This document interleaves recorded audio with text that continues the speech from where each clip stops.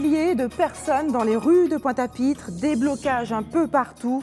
La mobilisation du 12 mai a tenté de paralyser le fonctionnement de l'économie. Élie Domota et Philippe Michaud seront nos invités. Une délégation d'acteurs de l'énergie venus des îles voisines a visité la centrale géothermique de Bouillante. L'objectif, mutualiser expérience et connaissances pour valoriser l'énergie propre dans la Caraïbe. Et puis la Guadeloupe a des talents et c'est ce qu'a voulu démontrer aujourd'hui l'école régionale de la deuxième chance. Lors d'une journée portes ouvertes, Isabelle Amou était sur place. Bonsoir à tous. Plus d'1 millier de personnes ont défilé dans les rues de Pointe-à-Pitre aujourd'hui.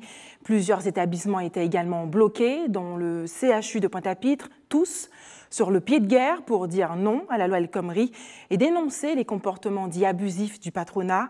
Reportage Nathalie Dinan, Patrick Curie.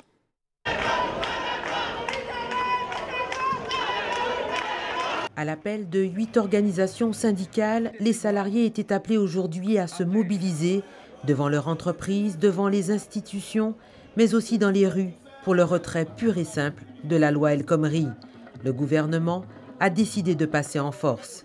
Mais nous, en grève là, premièrement, pour la loi El Khomri, où un gouvernement fébrile, et il s'en lâche un tueil, il est incapable d'affronter des députés, il passe 149-3. Mais en plus de ça, c'est qu'en Guadeloupe, travailler qu'à vivre en souffrance, mais impossible, vous ne pouvez pas imaginer les autres. Ou pas rendre-vous compte, un patron qui peut dire à des établissements, il a signé un accord pour baisser les salaires. Eh bien, si pas ni syndicat là, mais les gens qui signé, ils baisser ça là, tout le monde, et les gens qui comptent bien pays là, ça. Après un rassemblement devant le BIC du lionnage contre profitation, le cortège composé de centaines de travailleurs s'est élancé du quartier de l'assainissement en direction des artères du centre-ville, scandant des slogans.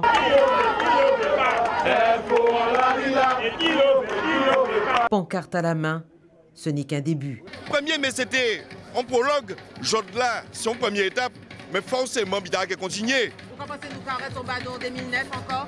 On peut crier 2009, on peut crier 2016, mais il faut que fait.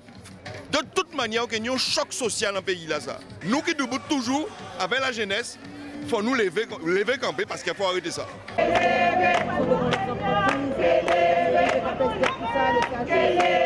Des perturbations ont été relevées dans le domaine de l'éducation, avec 20% de participation dans le premier degré au mouvement général aujourd'hui, dans les collectivités, l'hôtellerie, la justice et la santé. Et pensez-vous qu'une grève générale comme celle de 2009 peut encore se produire chez nous? Vos avis recueillis par Karen Diamin et Nathalie Dinan. Est-ce que vous pensez qu'on pourrait refaire un 2009? Ah, je sais pas, ça va être dur. Et qu'est-ce que vous pensez de cette mobilisation? Ah, mais c'est bien. Oui. Est-ce que vous pensez qu'on pourrait retomber dans une crise sociale? S'il le fallait, bien sûr, mais il faut faire avancer les choses. Donc, toutes causes sont bonnes à défendre. Quoi. Avec tout ce qui se passe en ce moment, bien sûr que 2009, c'est encore possible.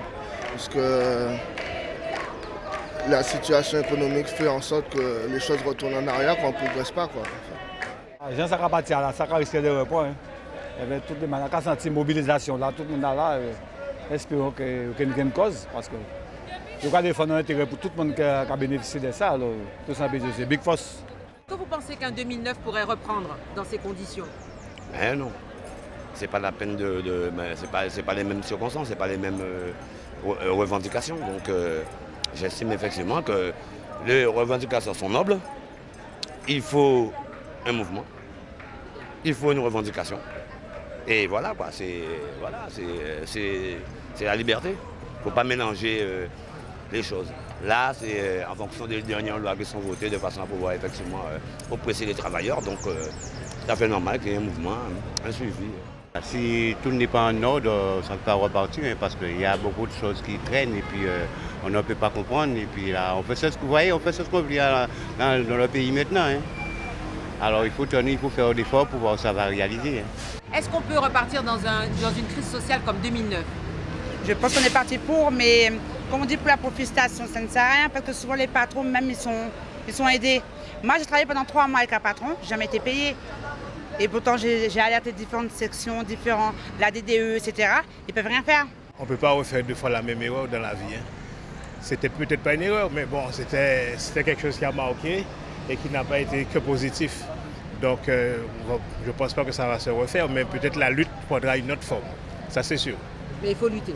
Il faut lutter, il ne faut jamais rien lâcher. Rien n'est acquis.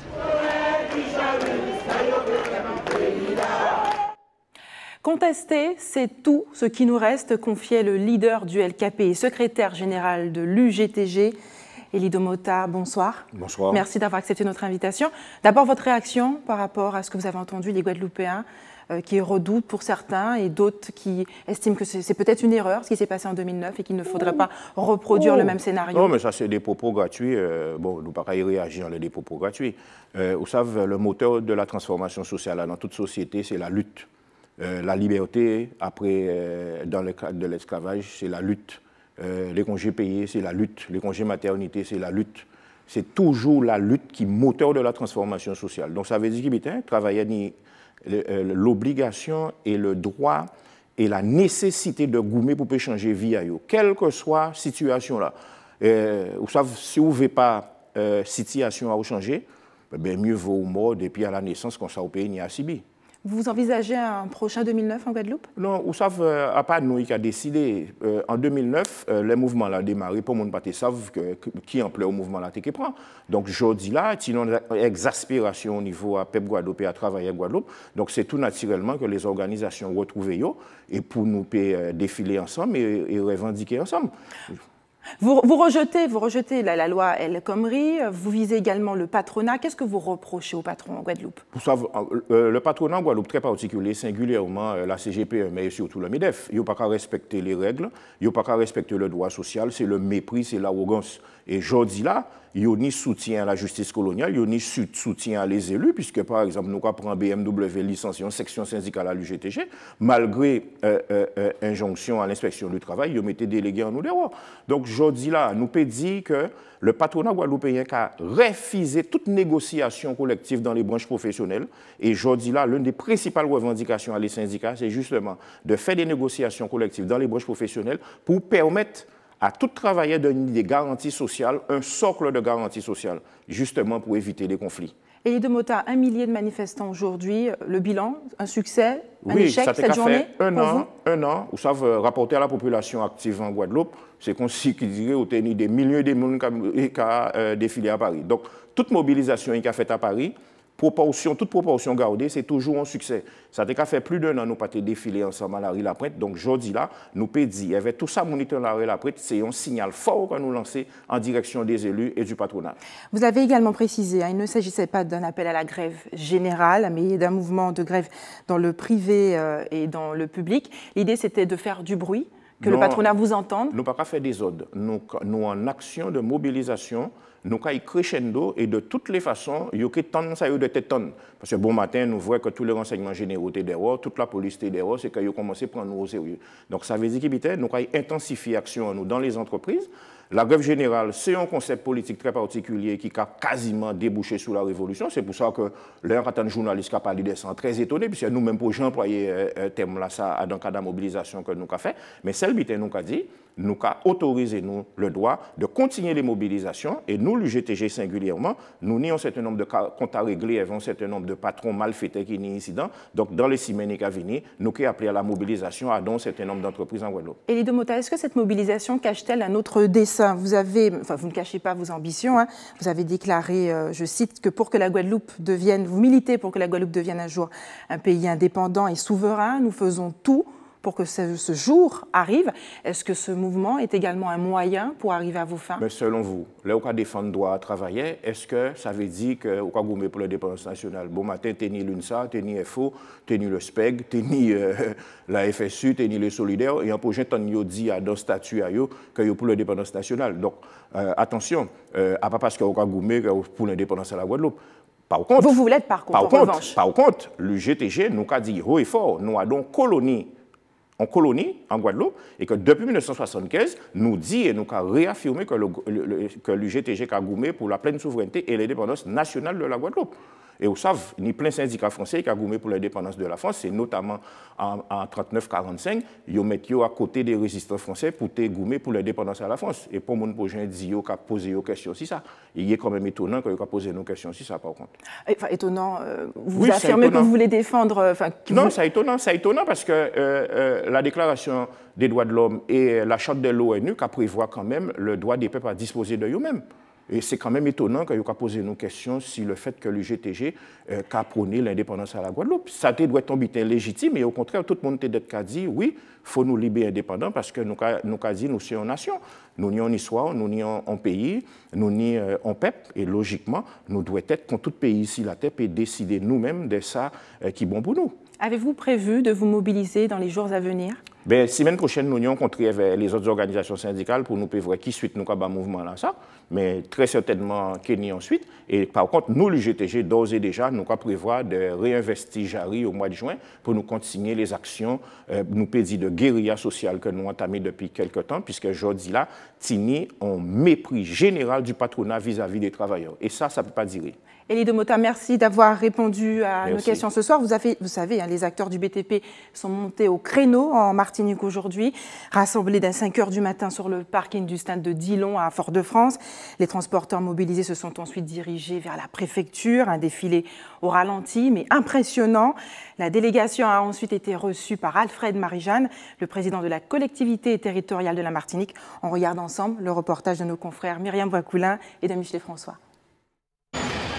125 millions d'euros pour dégager l'horizon du secteur du BTP. La collectivité territoriale de Martinique s'engage, mettre les entreprises au travail dès janvier 2017. La commande publique passe par des chantiers ciblés comme le lycée Schellcher. La CTM demande également aux entreprises de s'occuper des routes départementales abîmées. Mais attention, pas question de démarrer les travaux avant l'avancée des fonds par la collectivité. C'est 30 jours que la loi prévoit, mais pour ce faire, il faut d'abord faire en sorte que les crédits soient votés, soient disponibles avant de lancer l'affaire. Vous avez beaucoup de collectivités qui ne peuvent pas payer dans ce délai de 30 jours, c'est parce qu'ils lancent de manière hasardeuse des affaires alors que le financement n'est pas encore en place. Nous avons trouvé en portefeuille des marchés pour lesquels c'était déjà attribué, mais on ne notifiait pas aux entreprises parce que après avoir fait l'appel d'offres, la consultation attribuée, on dit « Ah non, là, on ne peut pas lancer parce que les crédits ne sont pas là ». Mais nous, avec nous, ce ne sera pas ça. 9 chefs d'entreprise représentaient l'intersyndicale du BTP à l'hôtel de la collectivité ce matin. Secteur en crise, entreprise déficitaire. Le BTP n'embauche plus, la situation durerait depuis plusieurs années. Pas mal d'entreprises sont en train de procéder à des licenciements. Donc, embaucher dans une telle situation économique aussi sinistre, ce serait un petit peu suicidaire. Il y a côté trésorerie, il faut attendre les 45 à 35 à 90 jours des fois pour avoir notre salaire. Alors bon, c'est déjà un peu trop long l'échéance. Donc on aurait aimé que ça diminue un peu d'ici les 30 jours au maximum ou bien au cours du mois, lorsque nous avons fini notre prestation, que nous soyons payés. Le problème, c'est qu'aujourd'hui, le manque d'activité génère des charges sociales et fiscales pour la plupart des entreprises. Donc je parle des 90% d'entreprises martiniquaises qui sont de moins de 10 salariés, 10, 20, 30 salariés. Et ces 90% n'ont pas d'accès à la commande publique. Donc ne travaillent pas, donc ne peuvent pas payer leurs charges. Donc ne peuvent pas payer leurs charges, ont des difficultés fiscales, sociales, des huissiers et sont obligés de réduire le personnel, de déposer le bilan. Et voilà, c'est la cascade de catastrophes. Ce matin, le préfet a lui aussi reçu les dirigeants d'entreprise. La préfecture annonce une réunion avec l'ensemble des acteurs de la commande publique dès la semaine prochaine. En Guadeloupe, en revanche, l'intervention d'Harry Chalus à l'Assemblée nationale a semblé porter un semblant d'apaisement. Il a obtenu des garanties du gouvernement pour débloquer certains agréments fiscaux. Philippe Michaud, bonsoir. Merci d'avoir accepté notre invitation. Vous êtes le vice-président de la Fédération du BTP de la Guadeloupe. Je vous propose d'abord de regarder le reportage de Nathalie Dinan et de Karen Diama, qui elles font le point justement sur la situation. Le BTP et les travaux publics en Guadeloupe sont en crise. Le député et président de région Harry Chalus a interpellé le gouvernement hier sur le cri d'alarme poussé par les fédérations des 4 DOM et singulièrement la Guadeloupe sur l'impact négatif du désengagement annoncé de l'État. José Gadarcan, le président de la fédération régionale du BTP, a organisé une rencontre entre les 4 fédérations vendredi dernier et il a réuni l'ensemble des entreprises. Il voulait informer de la situation catastrophique. Les entreprises déposent le bilan, acculées par les dettes sociales et fiscales, et à force d'attendre des paiements et le déblocage des agréments fiscaux. C'était tout le sens de la question d'Harry Chalus au secrétaire d'État du budget, Christian Eckert. Il y a urgence à traiter les dossiers bloqués à Bercy afin que se concrétise le démarrage des projets en attente. Dans le même temps, on assiste à une diminution du rythme de construction, moins 7% pour les logements sociaux, moins 37% pour les logements privés. Harry Chalus a demandé à Christian Eckert son soutien pour accélérer les procédures, car un préavis de grève illimité dans les 4 DOM a été déposé. Le secrétaire d'État a assuré de son soutien pour fluidifier les procédures. Il a fait le point avec le ministre des Outre-mer, Georges Paul-Angevin. 2 agréments ont déjà été débloqués, un 3e dans une quinzaine de jours. Gageons que ces bonnes nouvelles ralentissent la mobilisation des entrepreneurs. Philippe Michaud, les Martiniquais sont déjà montés au créneau aujourd'hui. Harry Chalus également à l'Assemblée nationale. Il apporte certaines garanties du gouvernement. En Guadeloupe, pour le moment, c'est le calme plat. Est-ce que c'est le calme avant la tempête ? Non, pas le calme avec la tempête. Simplement, nous avons engagé un processus et mis en responsabilité un certain nombre de partenaires. Bon, les choses ont commencé à avancer. À preuve, le président Chalus, que nous avions rencontré il y a 8 jours et qui a très bien compris la situation, est monté au créneau. Il a pu obtenir un premier déblocage, mais j'allais dire que c'est un premier geste. Nous en attendons infiniment plus. Qu'avez-vous concrètement obtenu ? On a obtenu le déblocage d'un certain nombre d'agréments fiscaux qui correspondent à des années 2015 et antérieures. Et ce n'est qu'une partie, il en reste encore sur les années 2015 et antérieures. Et sur 2016, où nous espérons que la programmation pleine et entière sera satisfaite, on a autour de 1500 à 1800 agréments à réclamer dans un temps normal, ce qui n'était pas le cas jusqu'ici. Alors, Harry Chalus devrait constituer dès son retour un comité de suivi d'urgence composé du préfet, de vous-même, des représentants du BTP. Qu'attendez-vous de ce comité ? Écoutez, notre demande est très claire. Nous avons beaucoup de points qui méritent réflexion, mais nous avons secondarisé beaucoup de points, type formation, observatoire de la commande publique. Nous sommes sur deux axes fondamentaux. Le premier axe, c'est effectivement la revitalisation du secteur du logement social, qui sont des financements qui existent. On ne demande pas plus d'argent. Les financements existent, on veut simplement que la procédure soit lissée, qu'il n'y ait pas des usines à gaz montées par Bercy, entre autres, pour qu'en fait on ne le fasse pas. Ce que l'État donne de la main droite, j'allais dire de façon précipitée, en disant je vous donne 400 logements et vous n'êtes pas capable de les faire, il les coince de la main gauche avec les freins de Bercy. Donc nous voulons écrire une procédure, une charte qui soit claire, qui soit acceptée par tous les partenaires, y compris les bailleurs sociaux, et que tout le monde joue le jeu avec honnêteté, et qu'on ne sorte pas 10 ans après des logements programmés, donc voilà, et qu'on sorte au minimum 1500 logements, et même 2000 nous promet l'État. Donc qu'il fasse ce qu'il faut de son côté, nous ferons ce qu'il faut de notre côté, pour que ça soit lissé, qu'une programmation sorte 1 an ou 2 ans après, normalement. Et notre deuxième axe, c'est les paiements, les paiements donc, qui sont insupportables, les délais de paiement insupportables. Nous sommes obligés de monter en amont sur des choses qui à la limite ne nous regardent pas, mais on est obligé d'y aller parce qu'on est en train de mourir. Donc on a proposé que soit créé un fonds relais pour les communes qui, pour des raisons bonnes ou mauvaises, ce n'est pas à nous d'en juger, ne peuvent pas payer les marchés dont ils ont passé commande. Alors qu'ils aient des relais bancaires comme vous et moi, quand vous avez découvert, qui s'organisent comme ils veulent. On a fait des propositions, mais nous, on veut être payés en temps et en heure. Je viens d'entendre des salariés de la Martinique. C'est même pas les fournisseurs, c'est maintenant les salariés qui ne sont pas payés. Mais c'est comme ça que ça va continuer ici. Nous, pour l'instant, on arrive à payer à peu près nos salariés, mais le reste, ce qu'on veut, c'est que chacun prenne ses responsabilités. En Guadeloupe, il n'y a que les logements sociaux, il n'y a pas d'autres marchés ? Non. Si vous voulez, si nous sommes attachés aux logements sociaux, le logement social a toujours été un pilier relativement stable de la commande publique. Avec les aléas des commandes des collectivités territoriales qui sont soumises aux aléas que vous connaissez, le logement social financé par l'État à travers l'LBU est pour nous une sécurité, une stabilité qui, quels que soient les aléas locaux, a fonctionné au fil des temps, et c'était souvent le cas. Et aujourd'hui, on se raccroche à cette bouée en attendant que les collectivités territoriales puissent faire mieux. Mais Philippe Michaud, est-ce qu'aujourd'hui, à l'heure actuelle, avec ces garanties du gouvernement, la menace d'une grève illimitée est écartée ? Non. Absolument pas. Non, simplement, nous constatons que le processus est lancé. Ce que nous tenons à ce que, par contre, ça aboutisse assez vite et que les règles dont on vient de vous parler, la charte, le protocole, appelez-le comme vous voulez, soient opérationnelles et signées des parties et qu'on engage vraiment, qu'on reparte de nouveaux pieds. Pourquoi vous ne vous êtes pas battu lorsque la LBU diminuait, justement ? Pourquoi pas à ce moment-là? Non, c'est plus complexe que ça. Là, l'LBU, en fait, ne diminue pas. C'est nous qui n'arrivons pas à mettre en œuvre ce qu'on nous donne. Elle n'a pas vraiment diminué. Bon, il y a eu des aménagements pour qu'elle soit diminuée, mais complétée par ce qu'on appelle le crédit d'impôt. Enfin bref, il y a eu un complément de l'État. Bon, c'est très compliqué, mais enfin, grosso modo, je ne peux pas dire qu'elle est fondamentalement baissée, même si c'est un peu vrai. Mais ce n'est pas là le problème. Le problème, c'est que ce qu'on nous met à disposition, nous ne sommes pas capables de l'utiliser. Donc, c'est le premier stade à passer, que nous utilisions correctement l'argent qu'on nous donne. Et c'est là que nous protestons contre des procédures qui deviennent alambiquées et complètement irréalistes, enfin technocratiques au maximum. Nous, on a les pieds sur terre. Écrivons la règle du jeu et tout le monde joue le jeu. La menace de la grève illimitée n'est pas écartée. Elle n'est pas immédiate, mais elle n'est pas écartée. Elle n'est pas immédiate, donc que va-t-il se passer dans les prochains jours?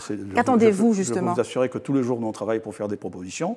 Je pense que semaine prochaine, nous allons jeter les bases avec les bailleurs sociaux et certains autres partenaires, le cadre du fameux protocole LBU dont je vous parle, pour savoir comment ça va fonctionner, qui doit s'engager et à quoi. Un peu comme les permis de construire. Regardez, vous êtes jeunes, les permis de construire avant, c'était une galère. Suffisamment âgé pour comprendre. Voilà, aujourd'hui, un permis de construire, vous le déposez, l'administration attend 2 jours pour vous dire votre permis est incomplet, et normalement, si 2 mois après, vous n'avez pas le permis, il est d'office, il est tacite. On veut la même chose. Si un bailleur dépose un dossier, que le dossier est réputé complet, il n'est pas question que 2 mois après, Bercy va dire « ouais, mais je voudrais rajouter ça, parce que sinon, règle du jeu, et on y va ». Si nous montons de mauvais dossiers, nous sommes pénalisés. Si nous avons de bons dossiers, ils sortent d'office, dans un délai donné, et nous avons du travail. Sur les paiements, qu'est-ce que vous avez obtenu ? Pour l'instant, on n'a rien obtenu. Tout le monde nous fait de belles promesses, mais nous attendons. Là, ça va être plus compliqué, parce que si effectivement certaines collectivités peuvent payer, d'autres sont vraiment, c'est ce qui était décrit tout à l'heure, en décalage. C'est-à-dire les budgets et le plan de financement sont montés, mais les plans de trésorerie ne suivent pas. Donc tout le monde est de bonne foi, mais quand le maire vous dit « je dois vous payer avec telle recette, mais qui n'est pas arrivée », il ne nous dit pas « débrouillez-vous », mais c'est presque ça. Mais nous, on veut plus se débrouiller, que le maire ou l'élu ou la collectivité se débrouille pour mettre en place son relais. Encore une fois, comme vous, quand vous avez un problème, vous allez voir votre banquier, et vous n'allez pas au magasin en disant « je vous paierai dans 2 mois ». Quand j'aurai touché mon argent. Donc voilà, c'est exactement le même réflexe. Ce que j'aimerais comprendre, en fait, c'est quelle assurance attendez-vous pour vraiment écarter la menace de la grève? Qu'est-ce qu'il vous faut de plus? Sur les agréments fiscaux, je pense que ce n'est pas très compliqué à régler. Je ne dis pas qu'on va tout régler, mais je pense que si tous les partenaires sont de bonne foi, on va écrire une règle du jeu qui va permettre de fonctionner. Il y aura des accidents, je le sais très bien, mais au moins les 1500 logements qui rentrent dans le tuyau, c'est mon expression préférée, ils sortiront un jour, même si on en perd 200 chemins, 2 ans après ils sortiront. C'est tout ce qu'on veut. On ne demande pas plus, c'est facile à comprendre. Si là tu as des fuites, on n'est pas trop bête, j'espère, on bouche les fuites pour que ça sorte. Maintenant, sur le relais aux collectivités, là c'est plus compliqué. Parce que les collectivités de métropole, et j'ai eu l'occasion d'interpeller l'Association des maires de France, ils payent à 40 jours. Alors comment font-ils? Ou alors est-ce qu'il y a un problème structurel dans les DOM, particulièrement en Guadeloupe, et il faut donc l'aménager de façon structurelle également, mais pas l'aménager sur le dos des entreprises. Donc je pense que tout le monde doit être conscient de ça. Il y a des gens qui travaillent en métropole. La Fédération nationale du bâtiment, qui est notre grande sœur et notre mère en même temps, actuellement travaille très activement avec des spécialistes pour trouver le moyen de mettre en place des relais réglementaires, évidemment, avec des banquiers ou d'autres fonds. Donc il y a des solutions. Nous les suggérons. Maintenant, je veux dire, ce n'est pas à nous de les mettre en place. Par contre, s'ils ne sont pas en place dans quelques temps, là, ça va bouger, et bouger très fort, ça c'est clair. Philippe Michaud, merci d'avoir accepté de répondre à nos questions ce soir. Restez avec nous. En début de semaine, la CGTG dénonçait sur notre antenne le projet de direction commune entre le centre gérontologique et le centre hospitalier universitaire. Pour les représentants syndicaux, cela s'apparentait à une fusion, un projet qu'ils refusent. Chantal Lérus, la présidente du conseil de surveillance, parle, elle, d'une incompréhension. Elle s'explique face à la caméra de Nathalie Dinan et de Patrick Curie. Il n'y a aucun projet de fusion en perspective entre le CHU et le CHGR. La présidente du conseil de surveillance du centre hospitalier gérontologique répond ainsi aux représentants syndicaux de la CGTG Santé. Le syndicat avait mobilisé ses troupes aujourd'hui devant la structure pour dire non au projet de direction commune entre le CHGR et le CHU, entrevoyant un projet de fusion. Il s'agit simplement de développer des coopérations, des nécessaires coopérations médicales au profit des usagers et pour de meilleures conditions de travail du personnel. Et pour cela, un cadre de coopération est envisagé qui est la direction commune. Nous avons proposé de pacifier le débat parce que c'est vrai qu'il y a une grande confusion, une grande pollution entretenue entre une direction commune qui serait une fusion alors que réglementairement ce n'est pas le cas. L'offre de soins s'adapte à l'évolution réglementaire. La loi de modernisation a prévu des GHT, des groupements hospitaliers de territoire. Le changement de pratique peut perturber. Chantal Lérus a assuré que les salariés les patients et les familles n'avaient rien à craindre. Mon débat n'est pas du tout d'imposer une direction commune, mais c'est d'envisager ensemble, en tout cas, les modes de coopération les plus efficaces pour que la population âgée, pour que les résidents du CHGR aient la meilleure qualité de prise en soin, pour que nous puissions développer cette filière gériatrique qui est un axe essentiel du schéma départemental de l'autonomie. La présidente du conseil de surveillance a programmé une réunion durant la première quinzaine du mois de juin pour répondre à toutes les questions des représentants du personnel. Avec l'ensemble des organisations syndicales, avec les membres du conseil de surveillance, avec les équipes de direction, sur ce qu'est une direction commune, sur les exemples réussis de direction commune.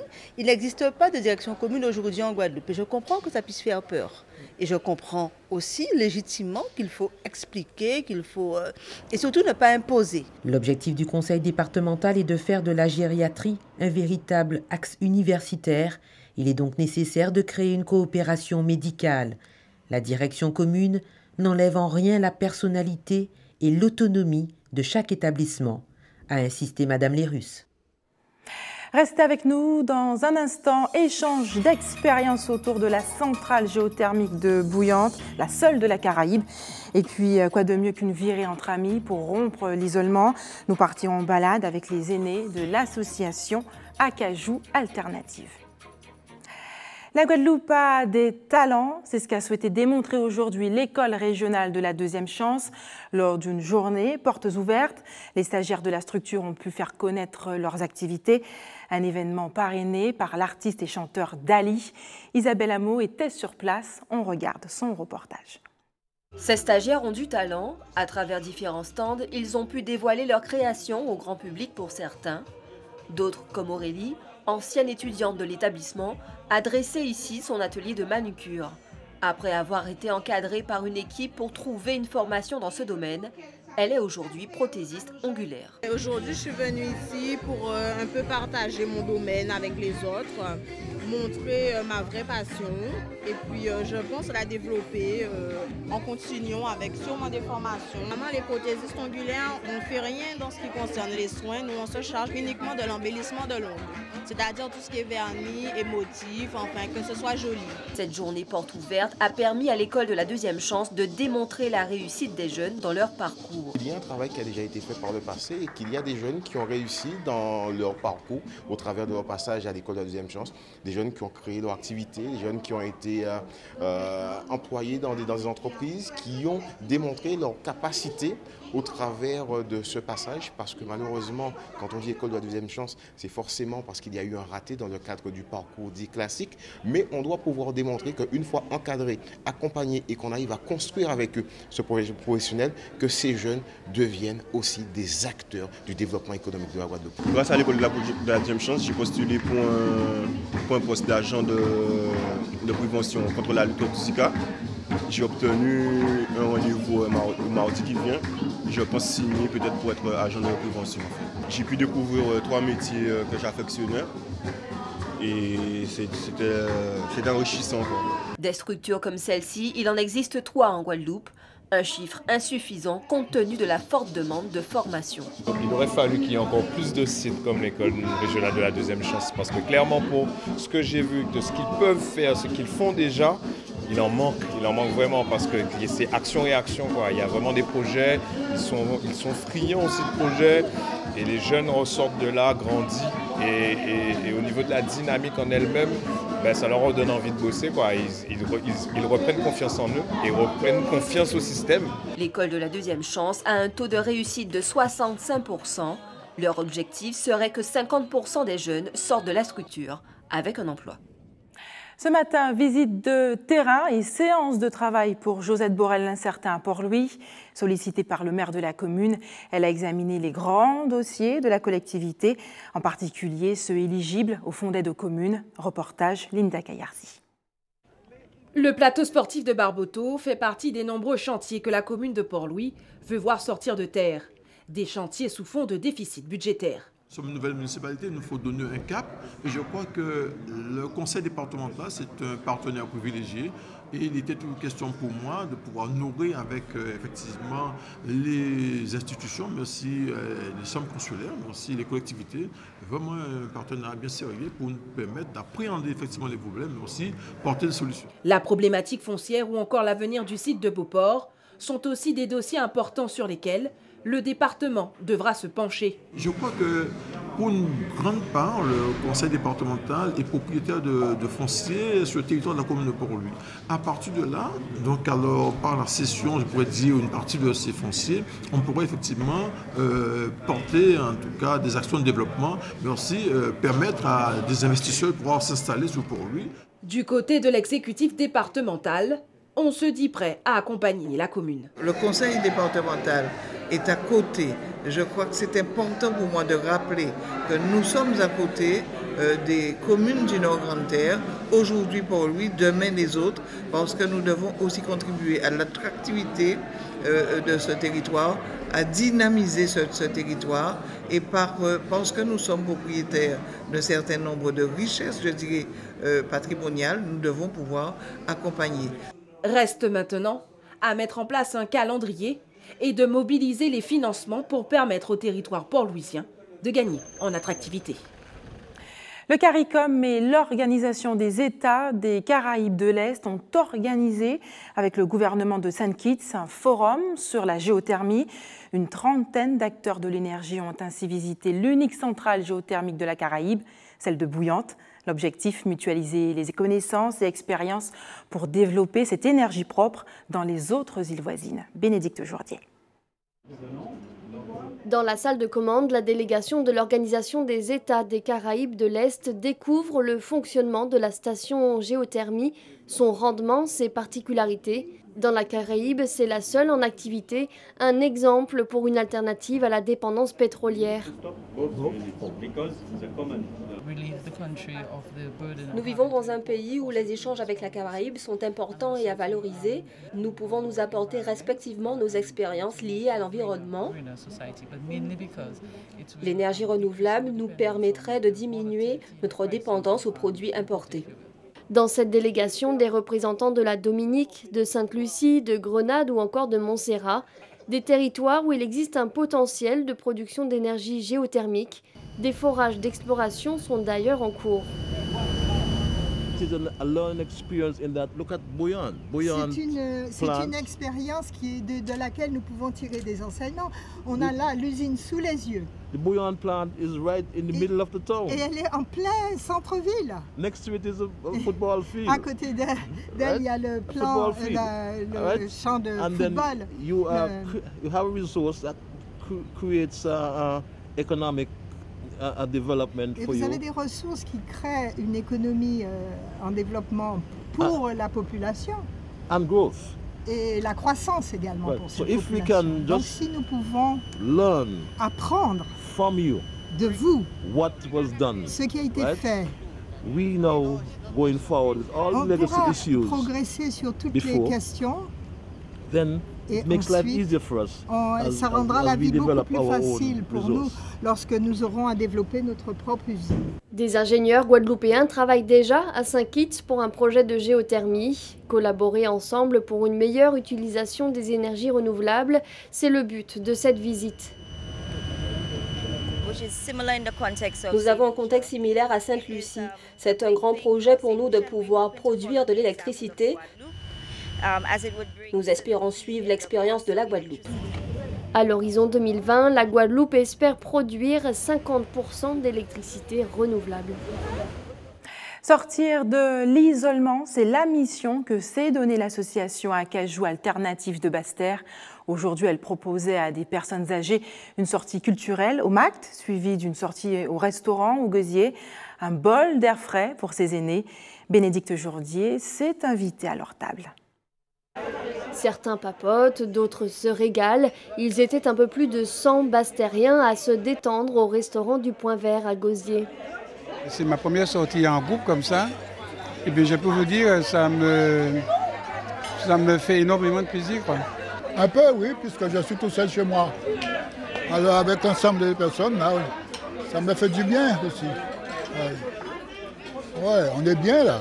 Une sortie organisée par l'association Acajou en collaboration avec le Centre communal d'action sociale de Basse-Terre, avec en début de journée la visite du Memorial Act. J'ai découvert ce bâtiment, je l'avais toujours vu qu'à la télé, mais là j'ai découvert l'intérieur et tout ce qui est raconté avec les commentaires. J'ai trouvé ça très bien. Il y a une bonne ambiance et tout. En plus, j'ai rencontré des anciennes collègues, donc ça m'a beaucoup plu, ça m'a changé.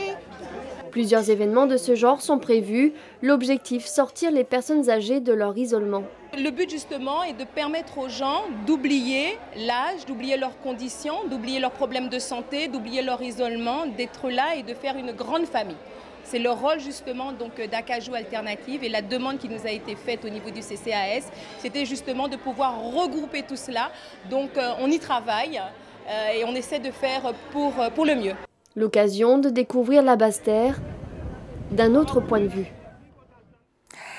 Quelques informations pratiques maintenant. Prenez votre stylo, faites des réserves d'eau. Si vous habitez au Gosier et à Goyave, il y aura des perturbations sur la distribution de l'eau potable demain dans certains quartiers du Gosier, Grande-Ravine, Dampierre, Margaillard, Louiselle et Saint-Félix, et encore à Goyave, au bourg de Goyave et à Christophe-Ouest, Aiguille. C'est la fin de notre édition locale et régionale. On se retrouve dans quelques minutes pour le rappel des titres de ce jeudi 12 mai. À tout à l'heure.